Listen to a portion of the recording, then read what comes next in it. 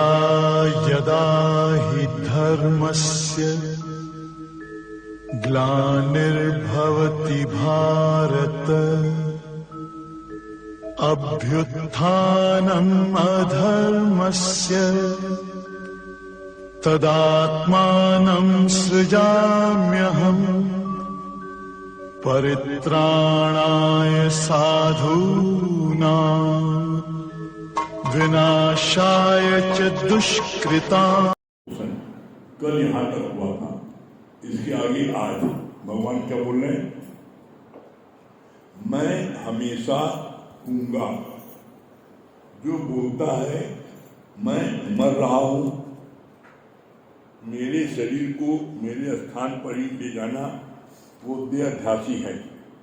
लेकिन ब्रह्मज्ञानी अपने को शरीर नहीं मानता, तो कहाँ जाएगा और कहाँ आएगा, वो तो है ही है। एक संत ने बोला कि मैं भारत की भूमि में बार बार जन्म लूं और बार बार इसकी सेवा करूं। तो दादा भगवान ने बड़ा अच्छा बोला कि ये टोटल अज्ञानी का ये वर्डिंग है। क्यों? बार बार वो जन्म ले तो पहले मरेगा, और जब शरीर तो मरेगा, तो अज्ञानी है। जो अपने को शरीर मानना वो अज्ञानी है। क्या बोला? मैं पहले मरूंगा और फिर मैं पैदा होऊंगा, फिर मैं सेवा करूंगा। तो भगवान ने बोला जो देहाध्यासी होते हैं उन्हें चिंता होती है मैं मरूंगा। जो ब्रह्म ज्ञानी होते हैं वो कभी नहीं कहते मैं मरूंगा। क्यों कहते हैं नहीं मरूंगा? क्यों? क्योंकि अपने को शरीर मानती नहीं ना, वो अपने को देह मानती नहीं। वो कहते हैं मैं ब्रह्म हूं। और ज्ञान क्या है? गीता ज्ञान क्या है? सार क्या है? सिर्फ दो शब्द है, मैं ब्रह्म हूं, मैं आत्मा हूं, ये ज्ञान है। और मैं शरीर हूं, मैं पापा हूं, मैं मम्मी हूं, ये अज्ञान है।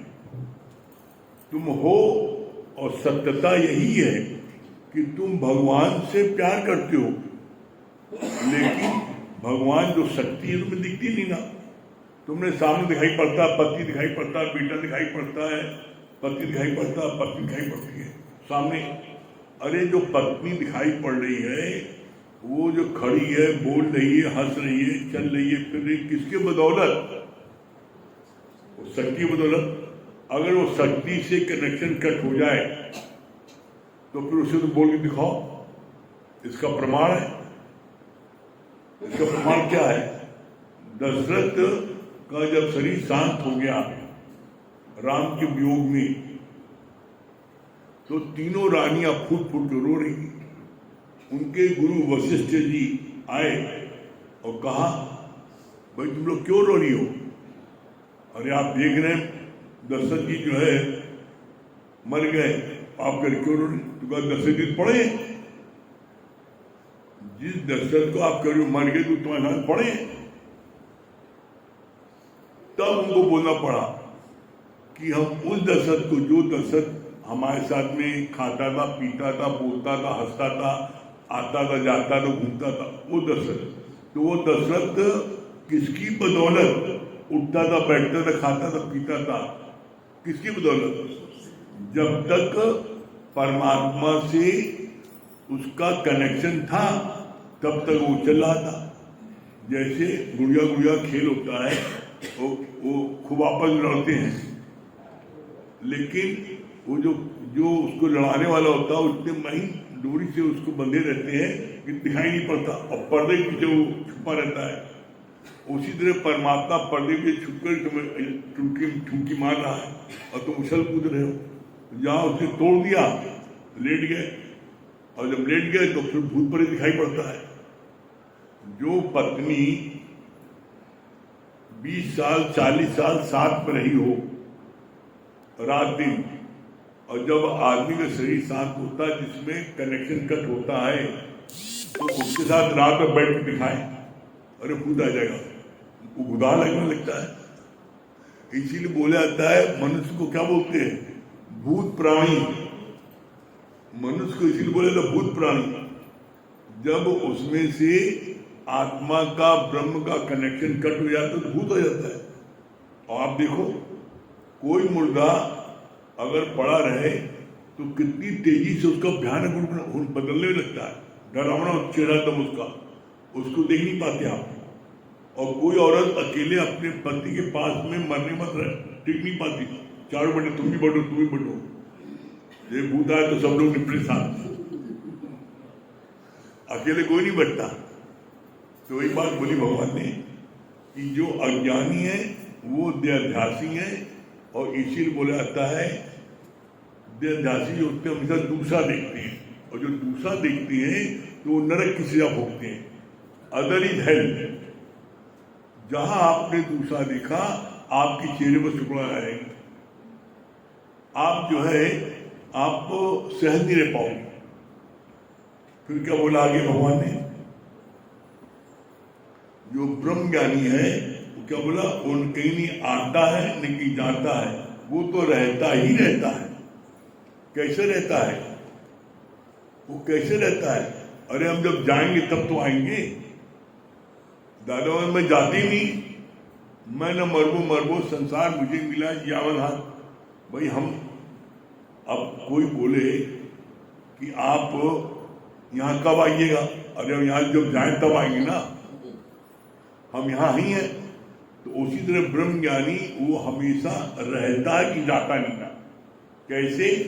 जैसे बारिश बरसती है तो धरती में बारिश समा जाती है, उसी तरीके से ब्रह्म ज्ञानी अपने भक्तों के हृदय समा जाता है।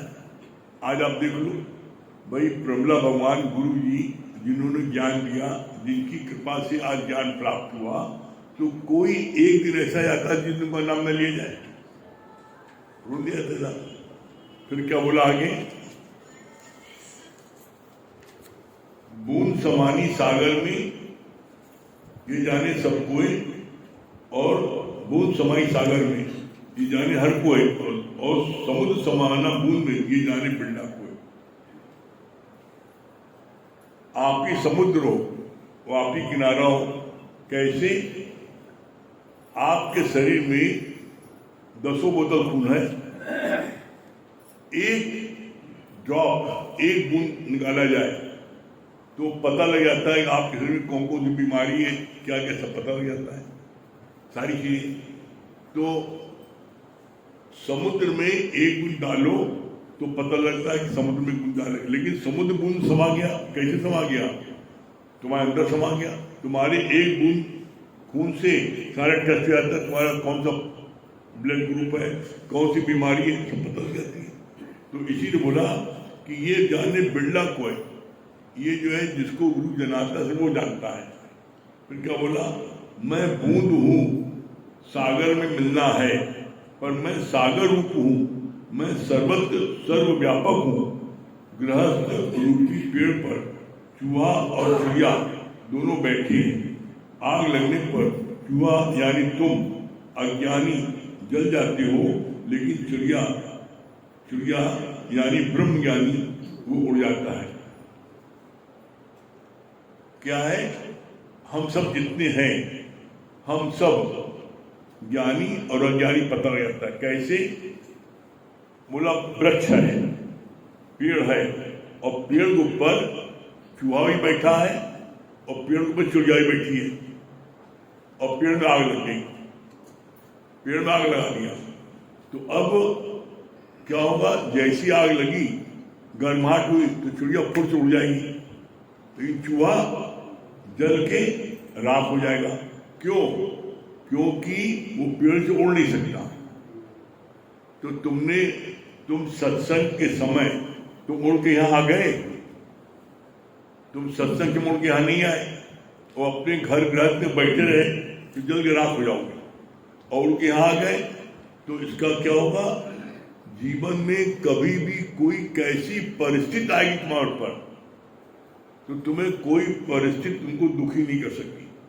क्यों? क्योंकि तुमने उड़ना जान गए। तुम उड़ना जान गए, उड़ना जान गए मतलब क्या? कैसे हम इन सब उससे बवाल से बचें। भाई बवाल में फंसते क्यों?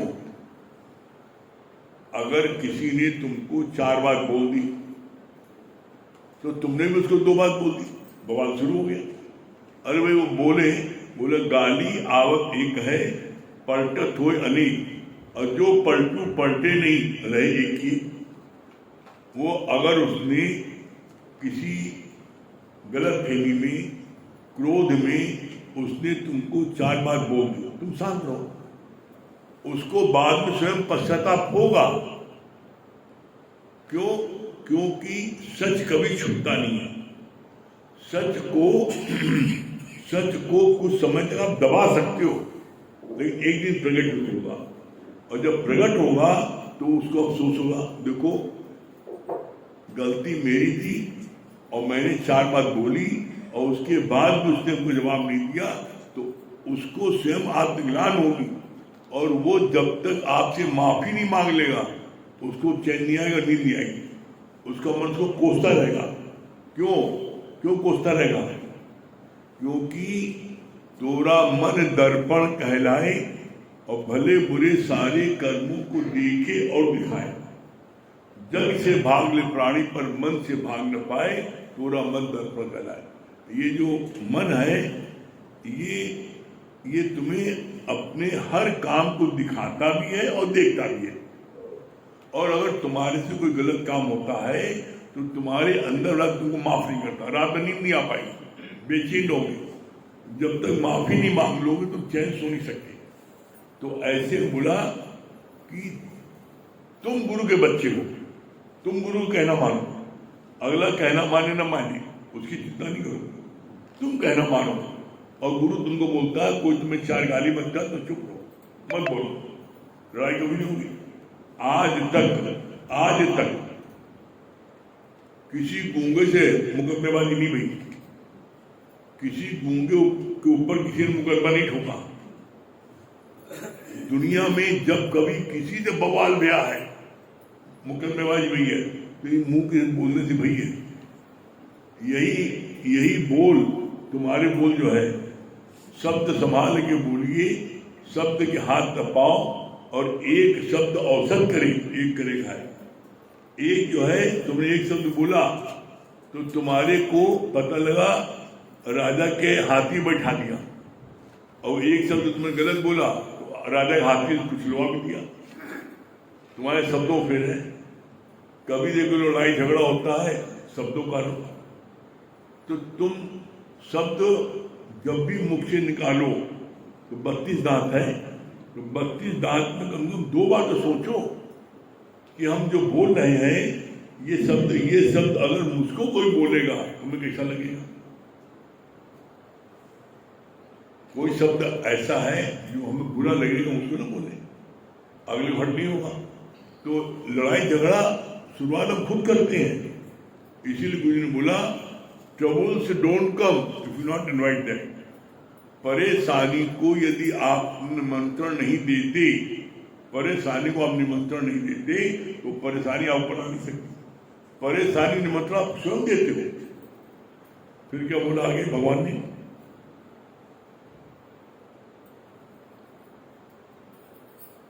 सर्वत्र व्यापक हूं, सर्वत्र व्यापक कैसे हूं?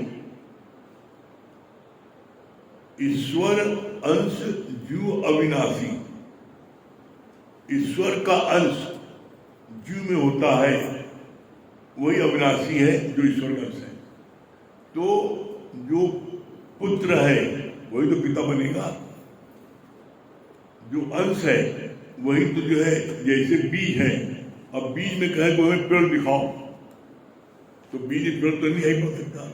बीज को धरती में बोगी तो फिर क्या है, पोपल निकली। जैसे जिस समय बीज गल जाएगा धरती में उसी में पोपल निकलेगी तो, और फिर वो पौधा होगा, वृक्ष बनेगा, तब फल फूल मिलेगा, सबको छाया मिलेगी, फल मिलेगा। उसी तरह तुम्हारे साथ है, तुम ईश्वर के अंश जीव हो अभी, लेकिन यही जीव क्या है, एक दिन जब बड़ा होता है तो तुम्हारे से लोगों को सुख मिलता है, आराम मिलता है, तो तुम भगवान को जब पाते हो। और वही तुम जो है तुम्हारे लोगों को कष्ट मिलता है तो तुम शैतान को जब पाते हो। दोनों चीज तुम्हारे अंदर है। हर एक के अंदर शैतान भी बसा है, और हर एक के अंदर भगवान भी बसा है, दोनों चीजें हैं। अब तुम प्रकट किसको कर रहे हो? शराबी कबाबियों साथ में हो, जुआड़ियों साथ में हो, गलत धंधा करने वालों साथ में हो, तो तुम्हारा शैतान प्रकट हो जाएगा। और तुम गुरु के साथ में हो, सत्संग में आते हो, तो तुम्हारा भगवान प्रकट हो जाएगा। अब तुम प्रकट किसको कर रहे हो? ये देखो फिर क्या बोला, तुम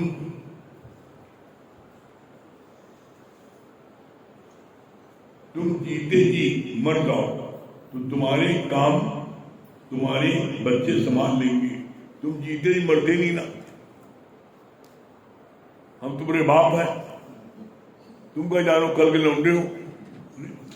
तुम पुराने जमाने की मुंशीगिरी करे हो, कंप्यूटर सीखे हैं, तो बच्चों को फ्री हैंड छोड़ो, उन्हें करने दो, वो तुमसे अच्छा काम करेंगे, वो तुमसे अलग बुद्धिमान है, उनका ब्रेन तुमसे तेज चलता है, तो उन्हें काम करने दो। काम करने दो तो वो जो है वो ज्यादा तेजी तरक्की करेंगे। हर जगह ऑब्जेक्शन पैदा करना नहीं, तुम ही नहीं कर सकते। उनको हर समय डांटना डपटना, उनको नीचा दिखाना, तुम नालायक हो, तुम गधे हो, तुम कुछ नहीं जानते, तो ऐसे बच्चे कैसे ऐसे नालायक हो जाते हैं। बच्चों को हमेशा प्रोत्साहन दो, नहीं यू कैन, तुम कर सकते हो, तुम सब काम कर सकते हो, चिंता नहीं करो। जब आप बच्चों को प्रोत्साहन दोगे तो बच्चों को हौसला बढ़ेगा, और आप हौसला नहीं बढ़ाते कौन हौसला बढ़ाएगा? तो ऐसे में कोई ऐसा काम दुनिया में नहीं जो न कर सके, सब कर सकते हैं। तो बच्चों को हौसला दो, नहीं तुम बेटा कर सकते हो, तो निश्चित वो काम अच्छा करेंगे और सक्सेस ज्यादा पाएंगे। फिर क्या बोला लास्ट में,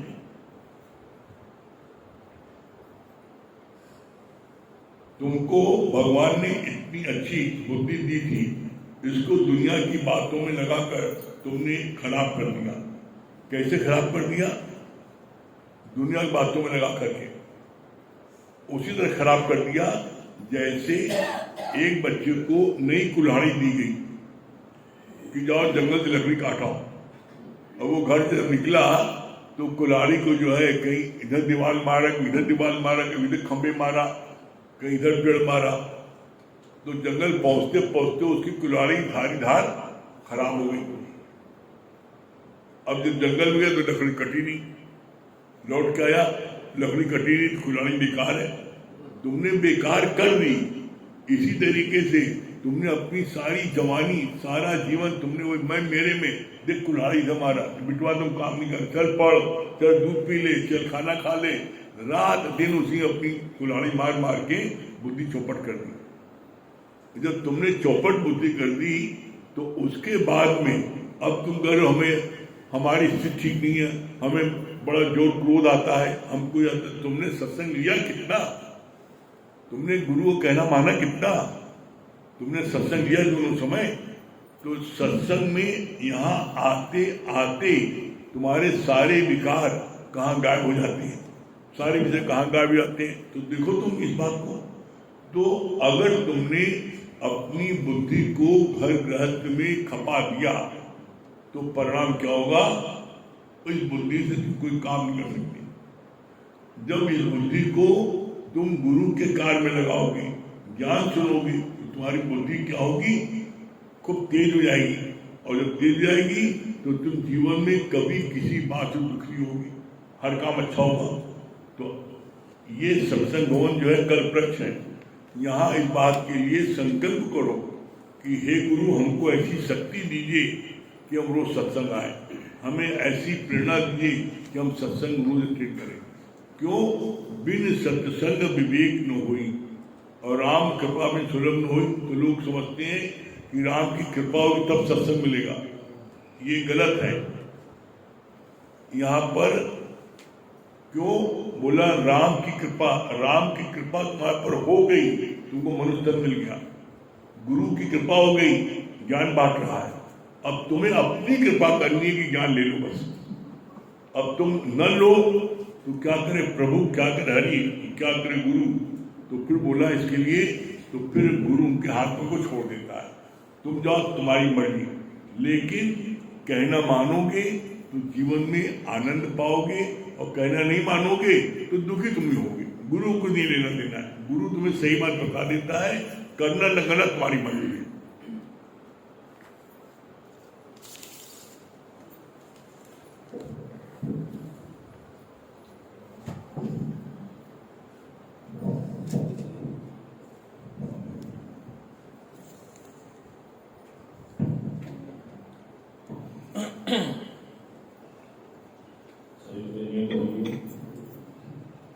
देखिए, सही बात है कि हमें बहुत भाग्यशाली हैं कि हमको जीवन में सच्चा सदगुरु मिला है और ये भजन सच्चे सदगुरु को समर्पित है। हम सब लोग मिलकर गाते हैं। मुझको ज़मीन आसमान मिल गए, गुरु क्या मिले, भगवान मिल गए। गुरु क्या मिले, भगवान मिल गए। मुझको मिल गए, गुरु क्या मिले, भगवान मिल गए। कितना बेरुखा था जीवन, कितना बेरुखा था जीवन, कितनी बेबसी, कब की हर खुशी रहत हो गया, मेहरबान मिल गए। रहत हो गया, मेहरबान मिल गए। गुरु क्या मिले, भगवान मिल गए। गुरु क्या मिले, भगवान मिल गए। मिल गए। गुरु क्या मिले,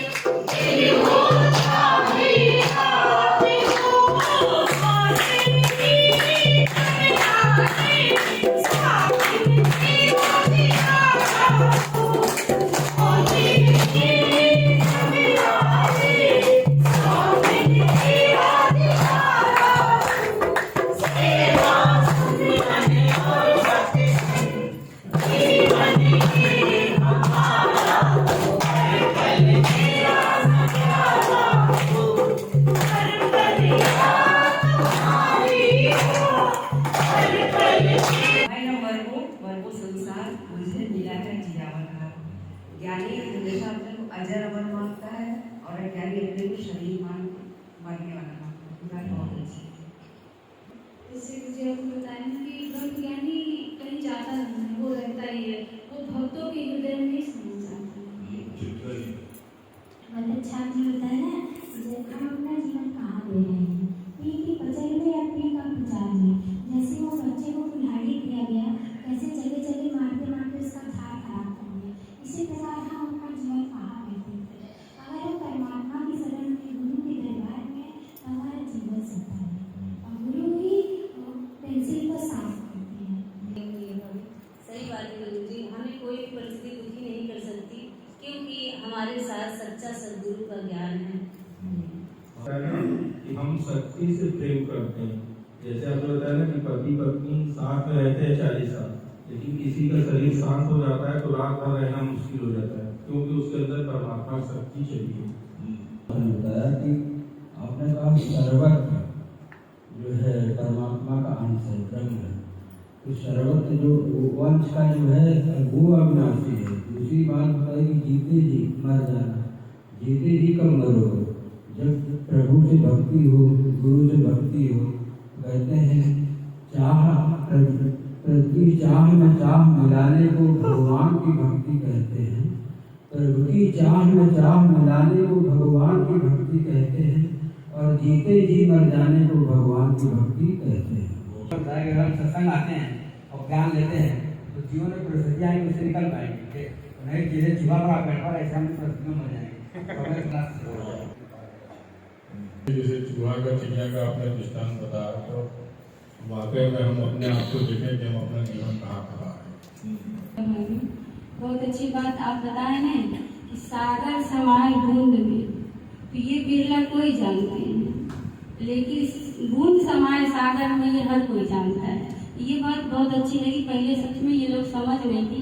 दूसरी बात बहुत अच्छी लगी कि हम लोग जब आप जीवन में नहीं थे, अपना धार सच में पूरा माया में ही गमा रहे थे, मैं मेरे में ही।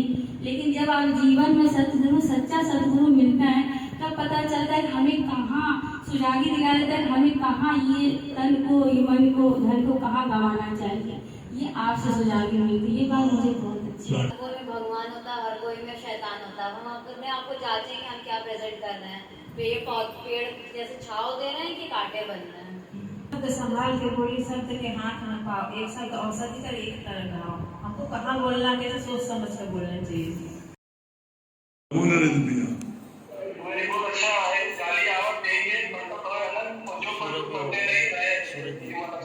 हाँ, सूरज नहीं है, बॉम्बे।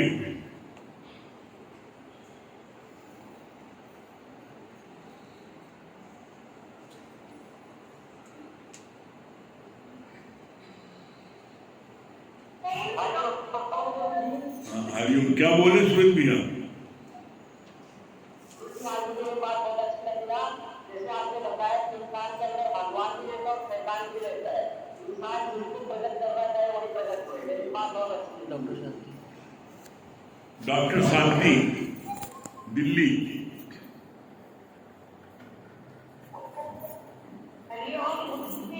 हरिओम। क्या बोली डॉक्टर शांति?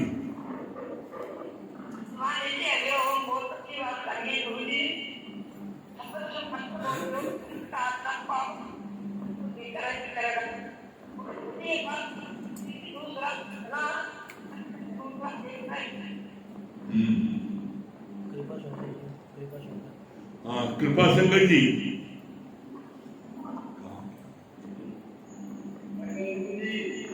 हाँ, हरिओम। क्या बोले कृपा शंकर जी?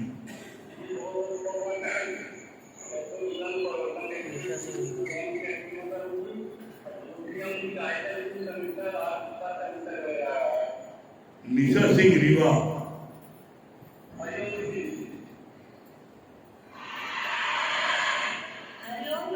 क्या बोली निशा जी?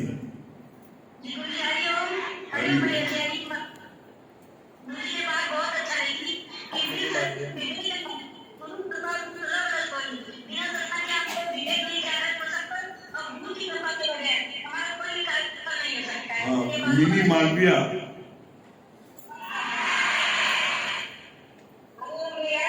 हरिओम। क्या बोली मिनी मालविया?